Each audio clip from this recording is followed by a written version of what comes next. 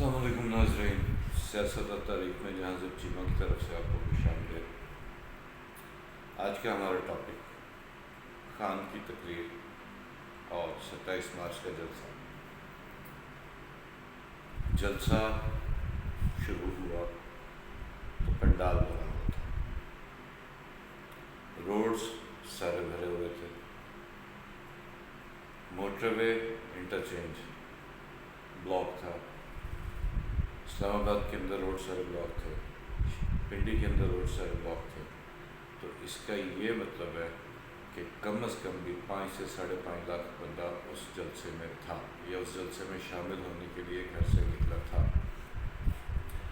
جو mobile phones کا data ہے، اگر ہم اس ڈیٹا کو بات کریں تو وہ ڈیٹا کہتا ہے کہ 6 سے 8 لاکھ موبائل جو نئے موبائل ہیں وہ کل کے دن میں اسلام آباد میں داخل ہوئے۔ وہ سارے لوگ انفارچونیٹلی روڈ بلاک ہونے کی وجہ سے جلسے میں تو نہیں پہنچ پائے، لیکن وہ آئے اور اس کے بعد وہ واپس گئے۔ جلسہ کامیاب ہوا یا ناکام ہوا، خان کے کہنے پہ لوگ آئے، جتنے خان نے کہا تھا اتنے آئے۔ اس کا یہ مطلب ہے کہ جلسہ جو ہے وہ کامیاب ہوا۔ آپ نے کل گجرانوالے کی جلسی بھی دیکھی ہوگی، گکھڑ کی جلسی دیکھی ہوگی، گجرات کی جلسی۔ گجرات میں ٹوٹل 32 گاڑیاں تھیں ان کے جلسے کے ساتھ، ان کے جلوس کے ساتھ۔ مولانا صاحب، آپ نے ان کا جلسہ دیکھا، کتنا 15-20 ہزار بندہ تھا، اور وہ بھی سارا وہ جو ان کے مدرسوں کا اسٹوڈنٹ ہوتا ہے۔ تو اس تمام باتوں کا نتیجہ یہ نکلتا ہے، اس سے پہلے پیپلز پارٹی کا لانگ مارچ تھا، وہ آپ نے دیکھا پنجاب میں تو بالکل 20 گاڑیاں رہ گئی تھیں جہاں جہاں سے گزرے۔ تو اس کا یہ مطلب ہوا کہ لوگ آج بھی خان کے ساتھ ہیں، خان کے پیچھے ہیں، اور خان کے لیے جان دینے کو تیار ہیں۔ اور جلسہ جیسا خان نے کیا، کوئی بھی ایسا اینکر جو کہ غیر جانبدار اپنے آپ کو کہتا ہے، آپ اس سے پوچھ کے دیکھ لیں کہ جلسہ لوگوں کے لحاظ سے کامیاب تھا یا نہیں تھا۔ اس کے بعد آگے چلتے ہیں۔ اب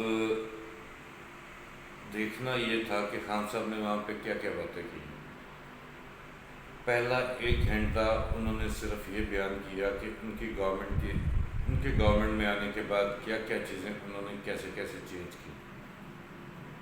انہوں نے صحت کارڈ کا بتایا، انہوں نے جو پیسے بچائے اس میں سڑکیں بنانے میں وہ بتایا،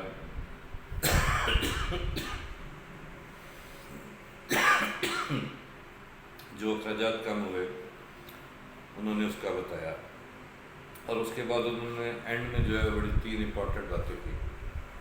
سب سے پہلی بات، انہوں نے خط دکھایا جس میں ان کو دھمکی دی گئی ہے، گورنمنٹ کو دھمکی دی گئی ہے کہ اگر آپ رشیا بلاک میں جائیں گے یا رشیا وزٹ پہ جائیں گے تو ہم آپ کے ساتھ کیا کچھ کر سکتے ہیں۔ اس کے بعد خان نے یہ بتایا کہ میں نہ خود کسی کے آگے جھکوں گا، نہ کسی کو جھکنے دوں گا، کسی اور کے آگے اپنی عوام میں سے۔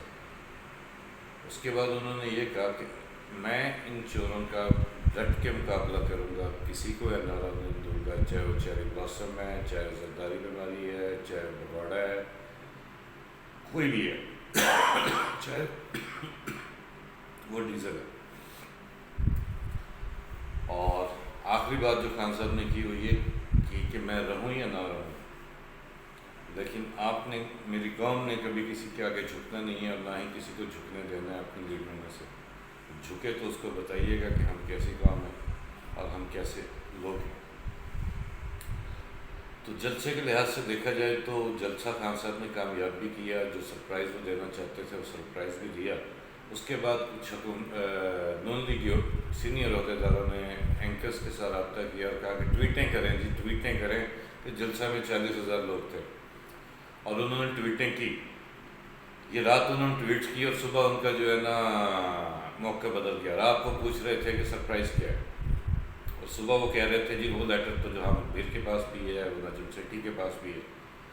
بہت جلدی جو ہے نا یہ لوگ سائڈ چینج کرتے ہیں، ان سے اللہ پوچھے گا۔ اس کے بعد آج کی جو سچویشن ہے وہ یہ ہے کہ میرا خیال ہے تھوڑی دیر میں اسمبلی کا اجلاس شروع ہونے والا ہے یا ہو گیا ہوگا، جس میں عمران خان کے خلاف تحریک عدم اعتماد ٹیبل کی جائے گی۔ آج رات ملاقات ہوئی پرویز الہی کی زرداری سے، اس سے پہلے وہ جو لوہے کا چنا نہیں ہے سعد رفیع، وہ بھی گیا تھا.